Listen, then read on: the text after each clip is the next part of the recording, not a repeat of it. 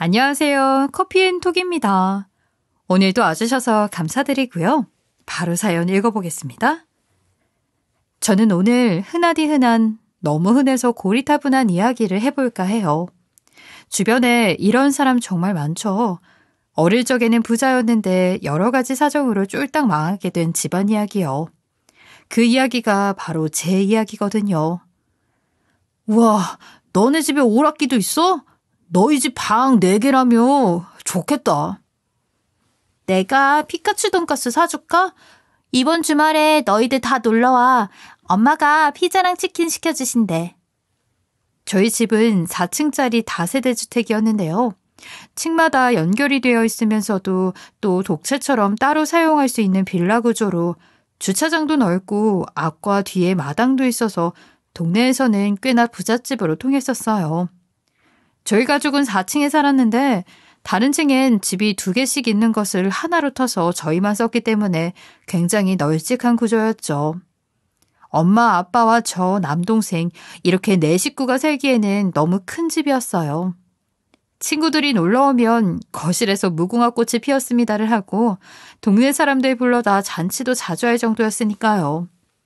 4층에서 이어지는 옥상도 집만큼이나 넓어서 고기도 구워 먹고 여름에는 커다란 고무대야를 몇 개씩 갖다 놓고 동네 아이들의 물놀이장으로도 변신하곤 했어요. 하지만 전 엘리베이터가 있는 아파트에 살고 싶었어요. 언제나 사람들로 북적이는 저희 집이 때로는 지긋지긋했으니까요. 그래서 틈만 나면 이사를 가자고 엄마를 졸랐죠. 안 돼. 할아버지가 평생 일해서 모으신 돈으로 지은 집인데 감사하게 생각하고 살아야지. 이사는 무슨 이사야. 너 1억 있어? 1억 있으면 너 혼자 나가서 살아. 엄마는 안 말릴게.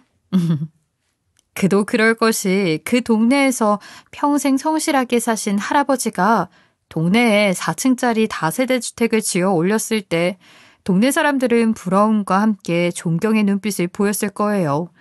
마치 자신들의 미래를 보는 것처럼 어떤 목표의식이나 꿈을 갖게 해준 것이죠. 여러 가지 의미로 그 동네의 시그니처가 됐으니 집을 팔고 이사 가는 건 엄마 아빠에게 죄스러운 일이 될 수밖에는 없었겠죠. 부모님은 층마다 세를 줬었는데 혼자 사는 세입자들은 하숙으로 돌려서 집에서 밥도 해주셨어요. 그 집에서의 추억을 더듬어 보면 저희 4식구만 식탁에서 밥을 먹었던 기억은 거의 없었던 것 같아요. 그래서 식탁도 일반 가정용 식탁이 아니라 안 그래도 넓은 주방의 절반이나 차지하는 대형 식탁이었죠. 엄마는 그 큰 식탁에 맛있는 밥과 반찬을 올리기 위해 새벽부터 저녁 늦게까지 밥하고 설거지하는 일을 반복했어요. 새벽에 막노동을 하러 나가는 아저씨도 있었고 밤늦게 집에 돌아오는 고시생도 있었으니까요. 그래도 힘든 내색 없이 늘 웃으며 사람들이 드나드는 걸 반겨주셨어요. 항상 그릇이 넘치게 밥을 퍼주셨고 고기 반찬이 빠지는 날이 없었죠. 냉장고에서 먹고 싶은 것도 마음대로 꺼내 먹게 해주셨어요. 그래서 저희 집 냉장고에는 늘 먹을 걸로 가득했고 엄마는 매일매일 산더미같이 장을 봐오셨어요. 아유, 자기는 좋겠어. 여기 새가 몇 개야? 자, 보자. 하나, 둘, 서이, 너희.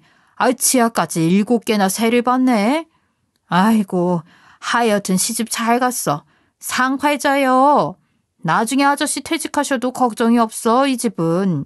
아저씨가 뭐요? 애들도 좋지. 살 집 없으면 들어와 살면 되고 벌이 없으면 세 받으면서 살면 되는 거 아니요. 아이고, 배 아파라. 우리같이 하루 벌어 하루 사는 사람들한테는 이 집이 꿈이요. 그 뭐냐? 드림, 드림. 동네 사랑방처럼 사람들이 마실도 자주 왔는데 그때마다 엄마가 부럽다는 아주머니들의 신세한탄이 늘어졌어요. 언제나 사람들과 먹을 것으로 넘쳐나는 걱정이 없는 집. 그런 낙원이 바로 저희 집이었어요. 복이 넘쳐 남들보다 풍족하게 사는 걸 잘 알고 있기에 엄마 아빠는 손해를 보면서까지 사람들을 돕는 일을 마다하지 않았죠. 하숙비가 몇 달씩 밀려있는 사람들에게도 꼬박꼬박 새벽부터 밥을 해주셨고 사정이 안 좋아 월세를 밀린 집 앞에는 쌀 한 가마니를 갖다 놓으시기도 하셨어요. 한 번은 아기까지 세 식구가 살던 2층 세입자가 이사를 가는데 엄마가 아기 옷이랑 신발이랑 잔뜩 사갖고 오셔서 돈 봉투와 함께 건네주시더라고요. 그동안 아기 울음소리 집 밖으로 새나갈까봐 얼마나 마음 졸이고 살았어. 이제 큰 집 가서 아기 마음대로 울게 하면서 살아요. 내가 잘 살라는 의미로 이달 월세 받은 거 그대로 넣었어. 애 잘 키우고 생각나면 한 번씩 놀러 오고요. 봉투를 받아들고 젊은 아줌마는 얼굴이 시뻘개질 정도로 엄마 품에 안겨 울었어요. 그때는 왜 저러나 싶었는데 이제는 저도 그 마음을 잘 알죠. 어려울 때 먼저 손을 내밀어주는 사람이 바로 신이지 신이 따로 있는 게 아니라는 걸 말이에요. 그렇게나 많은 사람들과 함께한 저의 어린 시절이었지만 그 중에서도 유독 제 기억 속에 남아있는 한 사람이 있었어요.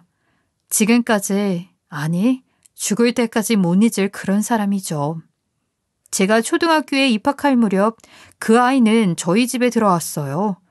아침에 눈을 뜨고 방문을 열고 나왔는데 식탁에서 그 아이와 그 아이의 아버지가 앉아 아침을 먹고 있었죠. 저는 놀랄 수밖에 없었어요.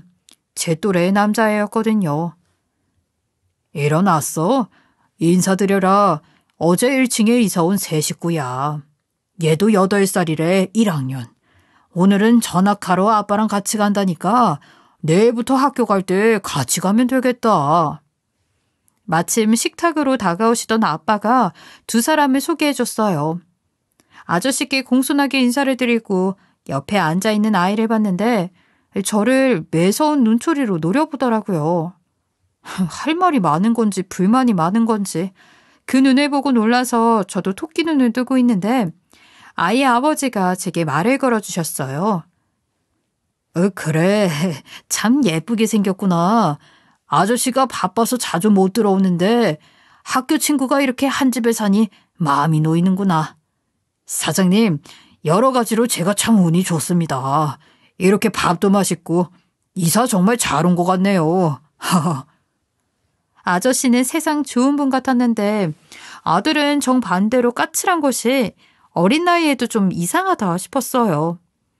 갑자기 저런 이상한 남자애랑 같이 학교에 갈 생각을 하니 막막했죠.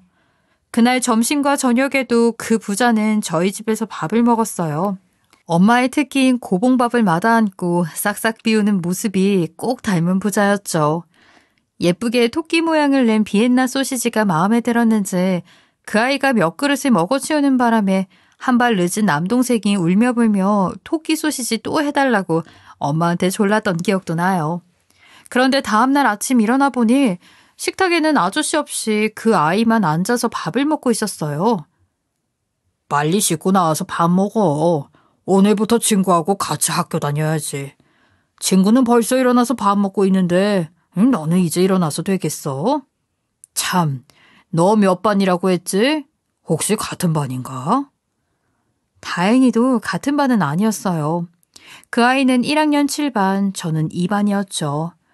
그때까지만 해도 어려서 남자아이랑 같이 밥 먹고 한 집에 살면서 같이 학교를 가는 게 얼마나 싫었나 몰라요. 엄마 아빠의 강요에 못 이겨 같이 학교에 가긴 했지만 10분 거리의 학교까지 걸어가는 길이 왜 그렇게 길고 불편하게 느껴졌을까요? 입이 대빨 나온 채로 멀찍이 앞장서서 걷고 있다가 슬쩍 뒤를 돌아보니 그 아이는 묵묵히 땅만 보며 걸어오더라고요. 저희 집 3층에 혼자 사셨던 할머니가 양로원에 들어가실 때까지 4년 정도 사신 적은 있었는데 저희 집에 그보다 더 오래 살았던 세입자는 아마 그 부자가 유일했을 거예요. 특히 그 아이는 워낙 씩씩하고 부지런해서 매끼 가장 먼저 올라와 혼자 고봉밥을 다 해치우고 내려가면서 저희 집 시스템에 잘 적응했죠. 혼자 자기 무서우면 올라와서 자라고 엄마가 그랬지만 늘 고개를 옆으로 젓기만 했어요. 여러 가지로 어린 마음에도 좀 짠하게 보이는 녀석이었어요. 이번 달에도 안 오시려나 보네. 연락이나 미리 해주면 애도 안 기다리고 우리도 안 기다리고 좋을 텐데. 에휴, 그 집 사정 뻔히 알면서 내가 또 하숙비 얘기를 하고 있네. 오시면 주시겠지. 애 맡겨놓고 타지에서 얼마나 마음이 안 좋으실 거야. 많이 먹어라. 뭐 먹고 싶은 거 없어? 아줌마가 해줄게. 얘기해. 방에 보일러 잘 들어오지? 불편한 거 있으면 바로 와서 얘기하고. 어느 날 학교에 다녀온 그 아이와 저에게 엄마가 떡볶이랑 김밥을 주시면서 혼잣말처럼 얘기하시더라고요. 아이는 아무 말 없이 먹고만 있었지만 왜 아빠가 안 기다려지고 아빠 없이 밥 먹으러 올 때마다 눈치가 안 보였겠어요. 어딘지 안쓰러워서 저도 모르게 그 아이를 치근한 눈으로 바라보았는데 김밥을 입안 가득 우겨 넣은 그 아이가 갑자기 고개를 들더니 그런 저를 노려보던 기억이 나요. 그 눈빛에서 새어나오던 날카로움. 지금까지도 쉽게 잊히지 않는 아이답지 않은 날카로움이었죠. 그런데 그 아이가 어느 날 엄마에게 뜻밖의 이야기를 한 적이 있어요. 아줌마, 저 내일은 미역국 끓여주실 수 있어요? 어머, 미역국이 먹고 싶어? 그럼. 아줌마가 내일 아침에 맛있게 끓여줄게. 근데 왜 갑자기 미역국이 먹고 싶어졌어? 너 혹시 생일이니? 그 아이는 잠시 눈을 굴리며 생각하더니 조용히 고개를 끄덕이고 1층으로 내려갔어요. 그 모습이 놀랍고 짠했는지 엄마 아빠는 한참을 그 얘기만 하셨죠. 아휴, 처음이네. 뭐 먹고 싶다고 한 게. 그나저나 생일인데 아빠도 없고 어떡해요? 낙해라. 엄마는 아예 안 보고 사는 것 같지? 아버지 오시면 술 한잔 하면서 인생 이야기 좀 나눠봐야겠네. 애 생일인데 마시는 거 좀 많이 해줘요. 섭섭하지 않게. 다음날 아침 엄마는 미역국에 불고기, 잡채, 새벽부터 찐 백설기까지 한상 차려 아이의 생일을 축하해 주었어요. 그 아이가 좋아하는 토끼 모양의 비엔나 소시지도 잊지 않으셨죠. 생일 축하한다. 많이 먹고 쑥쑥 커서 훌륭한 사람이 되어야 한다. 어찌나 엄마 아빠가 진심으로 축하해 주시는지 모르는 사람이 보면 단란한 가족처럼 보였을 거예요. 그런데 그 아이는 아무도 예상 못한 한마디를 날렸죠. 근데 케이크는 없어요? 순간 당황한 아빠는 어색하고 큰 웃음소리를 내셨어요. 케이크 당연히 있어야지 생일인데. 아저씨가 이따 퇴근할 때 사오마. 저녁에 입으로 또 한번 축하 파티 하자. 알았지? 이 녀석 생일 찬스를 아주 제대로 써먹을 줄 아네. 너는 정말 뭐라도 할 놈이다. 아주 마음에 들어. 그때는 미역국도 모자라 당당하게 케이크 타령을 하는 그 아이가 정말 미웠어요. 얻어먹는 주제에 염치도 모른다고 생각했죠. 한 번은 저 싸가지 없는 녀석을 꼭 혼내주고 싶었어요. 그날 저녁 아빠는 정말 케이크를 사들고 오셨고 엄마는 치킨과 피자를 시켜놓고 다시 한번 또 생일 파티를 해줬어요. 엄마 아빠가 억지로 시켜서 노래까지 불러야 했던 저는 불만이 가득할 수밖에 없었죠. 그때 저를 보며 그 아이가 옅은 미소를 띠는 게 보였어요. 야, 너 어제 생일이라며 왜 친구들한테는 얘기 안 했냐? 너희 반 친구들 다 모르던데? 생일이면 원래 선생님이랑 친구들이 축하해주는데 그런 거 안 했다는데? 너 네 생일 모르는 거 아냐? 너희 아빠도 네 생일인데 안 오셨잖아. 다음날 학교 가는 길에 저는 생각 없이 물었고 그 말에 앞서가던 그 아이는 갑자기 발길을 멈추더니 저를 획 돌아보더라고요. 그러고는 무서운 눈빛으로 제게 말했어요. 맞아. 그래서 뭐 어쩌라고.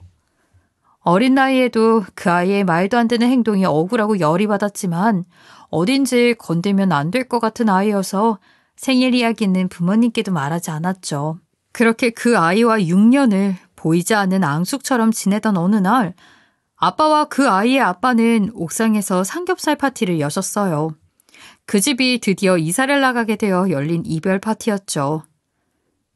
그동안 정말 신세 많이 졌습니다. 두 분께 아이 맡겨두고 제가 얼마나 마음 편히 일을 할 수 있었는지 몰라요. 이 은혜 제가 어떻게 갚을 수 있을지 모르겠습니다. 일단 지금은 삼겹살로 때우고 나중에 자리 잡으면 근사하게 한번 모시겠습니다. 많이들 드세요. 얘들아 많이 먹어. 아저씨가 그동안 용돈 한번 못 줬는데. 자 여기 우리 아들하고 놀아줘서 고맙고 지금 이대로만 잘하다오. 어른들의 이야기를 들어보니 대충 아저씨가 회사 가까운 곳으로 집을 얻었다는 것 같았어요. 그동안 여기저기 다니며 일을 하셨는데 정착하게 되셨다고요. 저는 드디어 저 아이와 헤어질 생각에 속으로 만세를 외쳤어요. 그리고 그 부자가 이사를 가던 날 아빠는 두툼한 봉투를 아저씨께 건네주셨죠. 그렇게 고생하셨는데 일이 잘 돼서 나가시다니 감개무량합니다. 마지막 달 하숙비 주신 거 그대로 넣었어요. 아니 나가서 더 잘 되시라고 드리는 저희 집 전통이니까 사양 마시고 받아주세요. 부디 건강하시고요. 봉투를 보더니 아저씨는 갑자기 눈시울이 붉어지시더라고요. 그 모습을 보며 엄마도 눈물을 훔치셨어요. 한참을 눈물을 삼키며 봉투를 쥐고 서 계시던 아저씨는 부들부들 떨리는 목소리로 말씀하셨어요. 제가 꼭 성공해서 이 은혜 갚으러 다시 오겠습니다. 두 분 정말 복 받으실 거예요. 제 가족보다 더 귀하신 분들입니다. 얘들아, 아저씨 얼굴 꼭 기억해라. 응? 너희들 생각하면서 아저씨 이 약물고 열심히 살게. 나중에 아저씨가 안 찾아오면 잡으러 와. 알았지? 그렇게 부자는 저희 집을 떠났어요. 눈물바다가 된 이별이었지만 그 아이는 보이지 않았는데요. 이미 이삿짐 차에 타서 자리를 잡고 게임을 하느라 이별 따윈 안중에도 없었죠. 정말 끝까지 이상한 아이였어요. 그들이 떠난 뒤 1층에는 다른 세입자가 들어왔고 늘 그랬듯 수많은 사람들이 나가고 들어오면서 한 해 한 해가 지나가고 있었어요. 저는 중학교에 진학했고 질풍노도의 시기를 겪으면서 험난한 중2를 보내고 있었어요. 예민한 시기라 사람들이 집에 나드는 게 싫어서 어느 날은 아침을 먹은 후 엄마에게 짜증을 좀 부렸죠. 엄마, 이제 하숙 좀 안 하면 안 돼? 우리 집에 식구 아닌 사람들 드나들면서 밥 먹는 거 이제 진짜 질린다. 학교에서도 급식인데 집에서도 급식 먹는 기분이라고. 아유, 엄마도 힘들잖아. 엄마는 아무 말 없이 미소로만 일관했고 저는 그런 엄마가 바보처럼 느껴지고 밉기까지 했어요. 그래서 결국 안 해도 될 말을 하고 학교로 가버렸죠. 아파트로 이사 갈 것도 아니고 매일 새벽밥 지으면서까지 돈을 못 벌어서 안달이야? 아, 몰라. 나 이제 집에서 절대 밥 안 먹을 거야. 정말 지긋지긋해. 그렇게 나가면서 저는 엄마 얼굴을 한 번도 뒤돌아보지 않았어요. 그게 마지막이 될 줄도 모르면서 그렇게 버릇없이요. 그날 오전 수업 중인 교실에 담임선생님이 허겁지겁 뛰어와 저를 불러내셨어요. 빨리 병원에 가보라고. 부모님이 위독하시다고. 저희 집에 불이 났다고요. 하도 빨리빨리라고 하셔서 실내화도 못 갈아 신고 병원에 달려갔어요. 하지만 안타깝게도 엄마와 아빠는 제가 도착하기도 전에 이미 돌아가시고 말았죠. 아침까지만 해도 음식 냄새가 가득했던 집에 불이 나면서 엄마와 출근 전이던 아빠가 봉변을 당하신 거였어요. 제가 집을 나서고 불과 얼마 뒤였죠. 다행히 동생은 수학여행을 가서 집에 없었어요. 너 혹시 얘 아니? 너희 집 세입자 중 한 분이 대피하면서 핸드폰으로 찍은 사진이야. 보니까 너랑 또래 같은데 혹시 동네 아이니? 너무 놀라 울지도 못하고 멍을 때리고 있는 제게 경찰은 사진을 보여줬어요. 그 아이, 한동안 잊고 살았던 바로 1층 그 아이였죠. 바로 그 아이가 4층에 불을 질렀고 세입자들은 빠르게 대피해 아무도 다치지 않았지만 그 집에 있던 엄마와 아빠는 연기에 질식하는 바람에 결국 돌아가시게 된 거죠. 왜 그랬을까? 그 아이는 무슨 생각이었을까? 그날 이후 저는 수천 번, 수만 번 그 생각을 하며 살아왔어요. 너무 충격적인 범인의 실체에 그 아이의 얼굴도 쳐다볼 수 없이 무서웠죠. 그리고 하필 그날 왜 엄마에게 짜증을 냈을까 하는 가슴 아픈 후회와 함께 말이에요. 한창 사춘기던 저와 남동생은 친척들의 도움을 받아 장례를 치른 후 1년에 한 번씩 돌아가면서 친척집에서 지냈어요. 작은 아빠네 집에서 1년, 큰 고모네서 1년, 작은 고모네서 1년 이런 식으로요. 그때 그 아이처럼 저희 남매도 온갖 눈칫밥을 먹으며 10대를 보내게 된 것이었죠. 하지만 친척들은 생판 남인 하숙집 주인보다 못한 사람들이었어요. 밥 줄 때 눈치 주는 건 물론 후견인이랍시고 저희를 꼬셔서 자기들끼리 다 타버린 집터를 나눠 가졌으니까요. 그리고 제가 고등학교를 졸업하자 돈 100만 원을 쥐어주고는 둘이 나가서 살 길을 찾아보라고 더 이상은 우리도 못한다고 했으니까요. 가족인데 가족이라 할 수 없는 남보다도 못한 사람들이었죠. 그렇게 20살이 되던 겨울 저는 아직 고등학교에 다니는 동생과 함께 고시원에서 지내기 시작했어요. 다행히 성인이 된 저는 부모님이 남기신 저축을 후견인 동의 없이 쓸 수 있었지만 그 돈마저도 친척들의 꼬드김으로 다 쓰고 얼마 남지 않아 보증금 같은 건 턱도 없었기 때문이죠. 그래서 저는 돈이 더 떨어지기 전에 취업을 하기로 결정을 했어요. 중학교 때 집이 그렇게 되고 선생님들 추천으로 상고에 들어가 준비를 했기 때문에 대학에 못 갔다고 좌절하진 않았어요. 똘똘한 동생만큼은 제 힘으로 대학을 보내고 싶기도 했고요. 결국 전 손꼽히는 대기업에 고졸사원으로 취업하는 데 성공했고 기숙사에서 지낼 수 있었어요. 어릴 적 제 꿈인 피아니스트와는 거리가 먼 공장 업무였지만 안정적이고 복지도 좋은 최고의 직장이었죠. 거기서 번 돈을 거의 한 푼도 쓰지 않고 모아 한창 공부해야 할 동생을 깨끗한 오피스텔로 옮겨주었어요. 주말마다 가서 반찬도 해먹이고 먹을 것도 사다 주면서 지극정성으로 부모 노릇을 해주었죠. 그리고 어느덧 동생이 대학에 가게 되었어요. 서울에 있는 명문대와 지방 국립대를 동시에 붙었지만 뒤도 안 돌아보고 지방 국립대를 가겠다고 하더라고요. 누나, 나 어차피 사립대는 갈 생각도 없었어. 등록금 싸고 기숙사도 있는 학교로 갈래. 오피스텔 월세 너무 비싸잖아. 그리고 우리 그 돈 모아서 집 사야지. 그때까지 둘 다 기숙사에서 돈 좀 아껴보자. 남동생이 참 대견해서 저도 모르게 눈물이 나오고 말았어요. 큰 탈 없이 잘 커준 동생이 너무 고마워서 할 수 있는 모든 힘을 쏟아 응원하고 싶었어요. 그렇게 눈 깜짝할 사이에 9년이 지났어요. 동생이 입시를 치르고 대학에 가고 군대까지 다녀와 졸업하고 공무원 시험에 합격해 둘이 부둥켜 안고 엉엉 울다 보니 30도 안 되었는데 저는 벌써 9년차 직장인이 되어 있더라고요.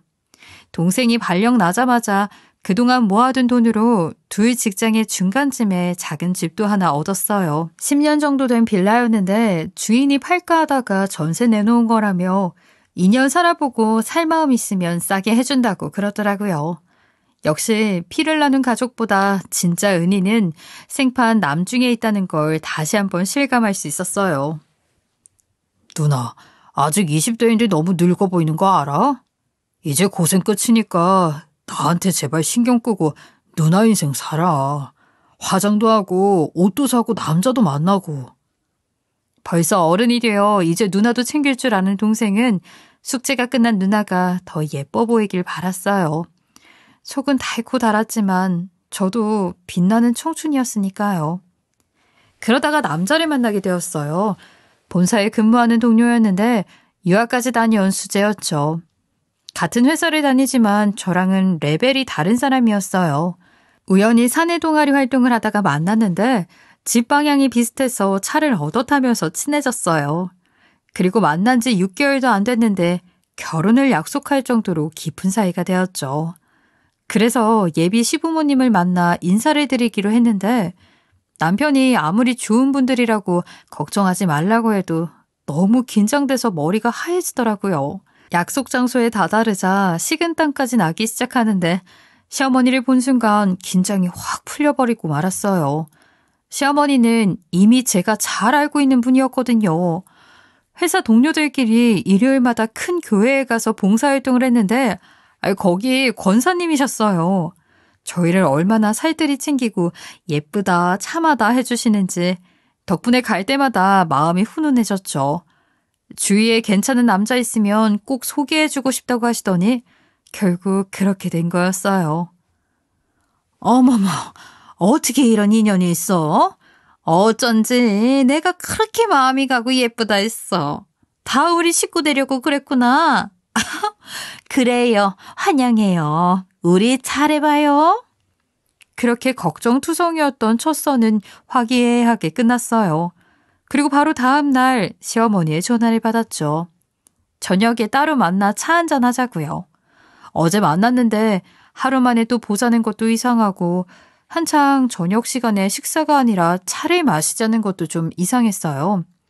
특히 목소리가 평소와는 다르게 차갑게 느껴졌죠. 눈칫밥만 5년을 먹은 저는 순간 좋지 않은 상황임을 직감했어요. 직감대로 약속 장소에는 싸늘해진 시어머니와 젊은 여자가 함께 위압적으로 등장했어요. 시어머니는 제 인사같이 끝나기도 전에 다짜고짜 할 말을 하기 시작했죠. 내가 어제 너무 당황스러워서 말이야. 우리 아들이 좋은 회사 다니는 여자친구랑 만나고 있다는 건 알고 있었는데 설마 그게 아가씨인 줄은? 거두절미하고 내가 본론만 얘기할게. 난 이제 이 결혼 절대 허락 못해. 내가 평생 걔한테 들인 정성이랑 돈이 얼마인 줄 알아? 그런데 세상에나 고등학교밖에 안 나오고 부모도 없는 그런 며느리를 나보고 받아들이라고? 내가 생각할 때는 아무래도 우리 아들한테 사탄이 씬 것 같아. 그거밖에는 도저히 설명이 안 돼. 어떻게 이렇게 격이 안 맞는 상대를 짝이라고 골라와. 얘가 우리 딸인데 내가 얘 취업 때문에 한동안 아들 기도를 신경 못 썼더니 이런 일이 다 있네. 사탄이 들었으면 무슨 수를 써서든 떼어놔야지. 그게 도리지. 그러니까 지옥불에나 떨어지라고 이 고아야. 고하면 고아답게, 고졸이면 고졸답게 딱 맞는 짝을 골라. 못 배운 티 내면서 남의 귀한 아들 꼬드기지 말고. 아이고, 내가 이제부터는 열심히 기도해야지. 주여. 그러더니 테이블 위에 있던 물을 저에게 쏟아붓더라고요. 사람들이 다 쳐다보는 앞에서요. 이걸로 더러운 몸 깨끗하게 됐을 테니까 정신 똑바로 차리고 우리 애한테 떨어져요. 다시는 주제 넘지 말고. 알았어요? 그 난리를 치고 시어머니와 신우는 자리를 떠나버렸고 저는 몹쓸 짓이라도 한 여자처럼 물에 빠진 생쥐꼴을 하고 그곳에 한참을 앉아 있어야 했어요. 하지만 저도 당할 수만은 없었죠. 불길한 예감이 들었을 때 본능적으로 핸드폰의 녹음 버튼을 눌렀던 것이 얼마나 다행인지 몰랐어요.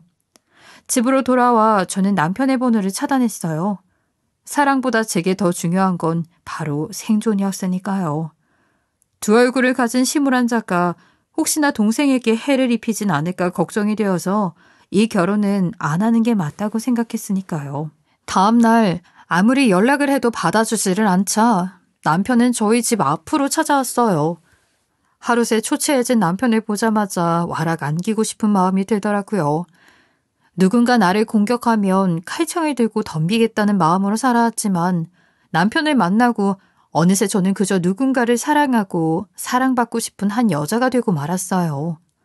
이대로 가다간 또 큰 상처를 안게 될 것 같아 저는 독한 마음을 먹고 극약 처방을 하기로 했죠. 남편에게 녹음 파일을 전송하고 아무 말 없이 집으로 들어가 버리는 거예요. 녹음 파일을 듣고 미안하다며 밤새 문 앞에서 눈물을 흘리던 남편은 새벽녘이 되어서야 집으로 돌아가 시어머니에게 따져 물었고 남편이 부끄럽다고 연 끊겠다고 난리를 피우자 시어머니는 당황해서 울며 겨자 먹기로 결혼을 허락했어요. 그러거나 말거나 다시는 볼 일 없을 줄 알았던 남편이 평생 잘하겠다며 날이면 날마다 집 앞에서 무릎을 꿇고 빌자 결국 저도 마음을 풀고 말았죠. 그런데 끝난 게 아니었어요. 남편과 다시 관계를 회복한 후 시어머니는 다시 저를 불렀고 또 신우와 함께 약속 장소에 나타났어요. 이 결혼을 허락하겠지만 대신 조건이 있다는 말을 전하려고요. 근데 너 돈은 있네? 결혼이 뭐 애들 장난도 아니고. 참, 부모님이 남겨준 게 없어 집도 절도 없이 고생했다고 하던데. 어떻게 너희 부모님은 부모가 돼서 그럴 수가 있니? 갈 때 가더라도 애들 몫은 남기고 갔었어야지. 됐고. 우리는 깔끔한 사람들이라 예단은 아예 정해서 받고 싶은데. 네 신우될 애가 화장품 회사를 다니는데 거기 프리미엄 패키지라는 게 있어. 그걸 난 받고 싶네. 우린 그거면 돼. 대신 살 때는 꼭 네 신우한테 사고. 직원인데 아무래도 뭐라도 챙겨주지 않겠니? 너 혹시 이 얘기도 녹음하고 있는 거 아니지? 그런 거면 결혼이고 뭐고 내가 너 빵에 쳐넣을 거니까 그렇게 알아. 아무래도 영업직인 신우의 실적으로 올려주려고 저한테 강매를 하는 분위기였어요. 그러면서 저희 부모님 얘기는 왜 꺼내는 건지 도저히 상대 못할 사람들이었죠. 물론 혹시 몰라 녹음은 했지만 이번에는 그 카드를 쓰지 않기로 했어요. 신우 회사에 직접 가서 골탕을 먹일 작정이었죠. 회사 사람들 있는 앞에서 혼수로 강매당하는 모습을 보여주면서 개망신을 줄 생각이었어요. 저도 호락호락하지 않다는 걸 결혼 전부터 초장에 보여줘야 했기 때문이에요. 그래서 무작정 약속도 없이 신우의 회사를 찾아갔어요. 그런데 안으로 들어가는 게 문제였어요.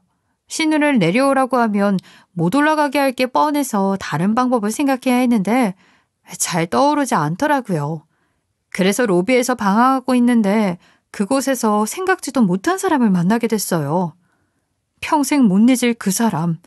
저희 집에 불을 지르고 부모님을 돌아가시게 했던 그 아이의 아버지였죠. 단번에 저를 알아본 아저씨도 너무 놀라 할 말을 잃고 그 자리에 서 계셨어요. 마치 시간이 멈춘 것처럼 그렇게 멀찌감치 서서 서로를 말없이 바라보기만 했죠. 아저씨를 마지막으로 본 건 사건 조사를 받던 경찰서에서였어요. 목격자가 찍은 사진 때문에 그 아이를 용의자로 조사할 수 있었지만 아직 만 14세가 되지 않은 촉법소년이어서 결국 처벌을 할 수는 없었죠. 함께 조사를 받고 엄마 아빠 장례식에도 온 아저씨는 눈물로 용서를 빌었지만 어린 저희의 두 눈에는 그저 부모를 빼앗은 나쁜 사람으로밖에 보이지 않았어요. 그래서 저는 다시는 우리 앞에 나타나지 말라고 소리를 질렀고 작은 아빠와 고모가 경찰을 부르겠다고 난리를 치는 통에 결국 아저씨는 두툼한 조의금 봉투만 남기고 모습을 감추었었죠. 그냥 안 만났으면 좋았을 걸. 괜히 왔다는 생각밖에 들지 않았어요. 그래서 더 어색해지기 전에 돌아서려는데 아저씨가 저를 불러 세우더라고요. 혹시 나 찾아온 거니? 도움이 필요해서? 내가 너희들을 쭉 지켜봐서 잘 지내고 있다는 건 알고 있다. 멀리서 지켜보면서 도와주지도 못하니 얼마나 마음이 아팠는지. 혹시 시간 되니? 우리 조용한 데서 얘기나 좀 할까? 아니에요. 그만 가볼게요. 서둘러 그 자리를 피하는데 그때 옆에 있던 직원들이 회장님 늦었는데 들어가시죠 라고 하는 소리를 들었어요. 아저씨가 바로 이 회사의 회장님이었던 거예요. 여기 아저씨 회사야. 너희 부모님이 덕을 베풀어 주셔서 내가 이렇게까지 자리를 잡을 수 있게 됐다. 그러니까 도움이 필요하면 언제든지 말해. 아저씨는 이날만 기다려왔어. 순간 수만 가지의 생각이 머리를 스쳐갔어요. 신우가 다니는 회사의 회장이 바로 내 부모를 보낸 아이의 아버지. 그리고 그 아저씨는 지금 내게 뭐든지 해주겠다고 하는 이 상황.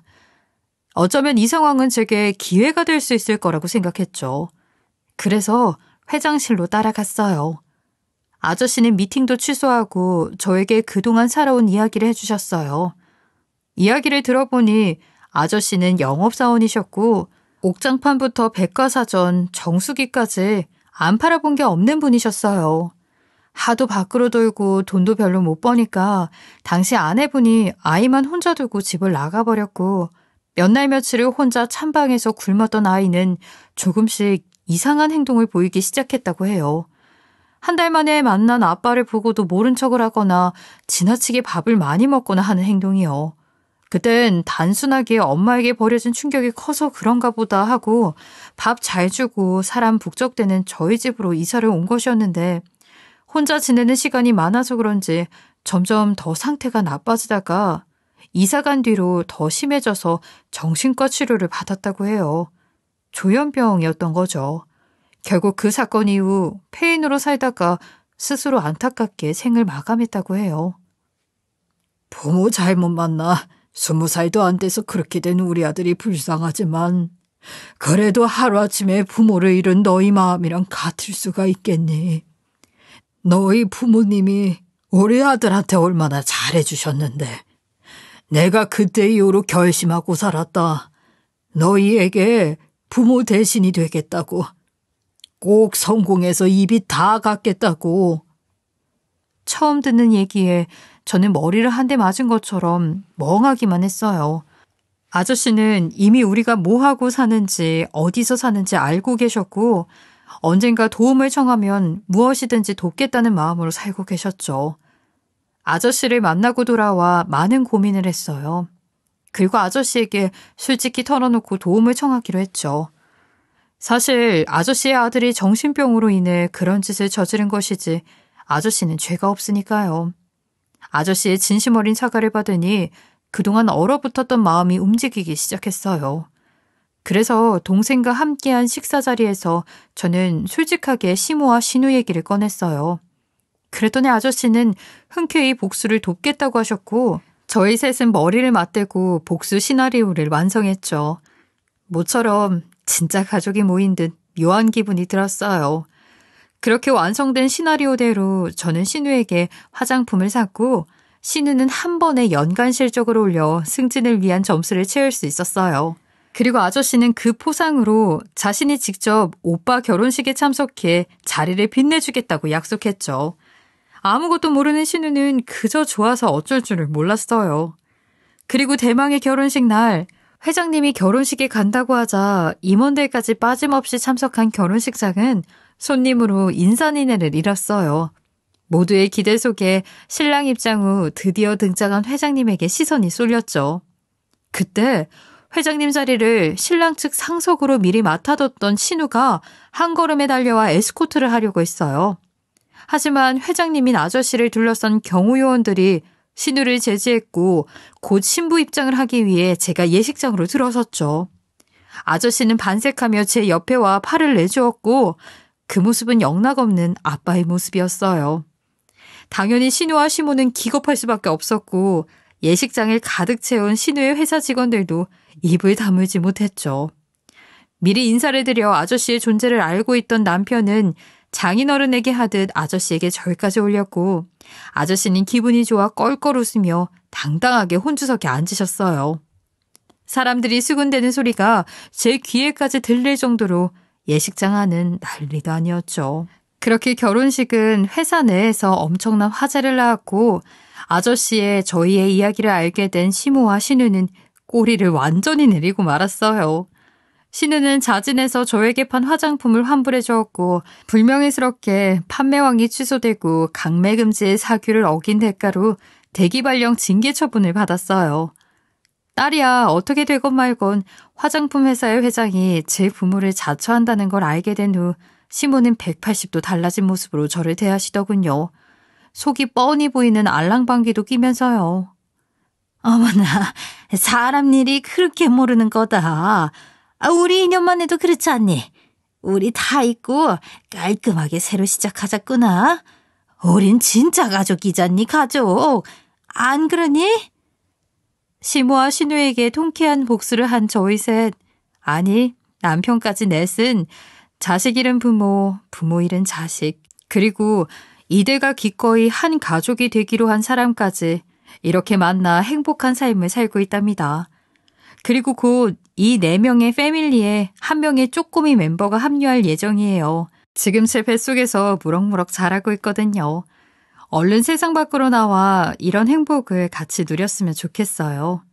그리고 시모는 어떻게든 저희와 같은 배를 타고자 아주 발버둥을 치고 있는데 저는 신경도 안 쓰고 있답니다. 결혼 전에 고아라고 그렇게 무시하고 하대하더니 지금은 고아원에 가서 봉사까지 하는데 정말 속보이고 웃기지 않나요? 시모가 이럴수록 저는 더더욱 정내미가 떨어져 더 멀리하고 있어요. 아마 시모도 그걸 느끼고 있겠죠. 한동안 겨울이었던 저희 가족에 이제 찬란한 봄만 가득하길 진심으로 바라봅니다. 제 긴 이야기 들어주셔서 감사합니다. 지금까지 커피앤톡이었습니다. 오늘도 끝까지 함께 해주셔서 감사하고요. 다음 영상으로 또 찾아뵙겠습니다.